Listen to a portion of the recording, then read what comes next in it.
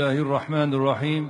madaxweynaha dalka Turkiga Recep Tayyip Erdogan ayaa maanta dah furay toddobaadka xuska dhalashada nabigeena Muhammad nabadgelyo naxariis korkiisa ha ahaatee.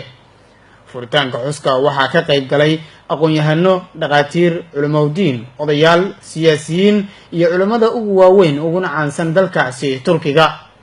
madaxweynaha ayaa furitaanka xuskaasi kula hadlay dadkii ka soo qayb galay kulankaasi isagoo uga mahad celiyay ka soo qaybgalkooda kulankaasi xafladda dhalashada nabigeena Muhammad nabadgelyo naxariis korkiisa ha ahaatee.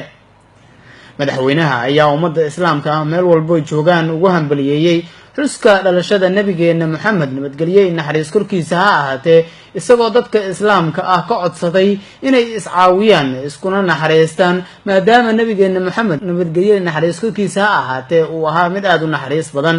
waxa uu sidoo kale madaxweynaha dalka Turkiga Recep Tayyip Erdogan ammaan u soo jeediyay dadka iyo culimada ku howlan qabanqaabada dhigista xuska dhalashada nabigeena Muhammad nabadgelyo naxariis korkiisa ha ahaatee. Selam sana ya Nebi Allah, selam sana ya Resulallah, selam sana ey Resulü Kibriya, selam sana ya Muhammed Mustafa, salatu selam, tahiyyatü ikram, her türlü ihtiram.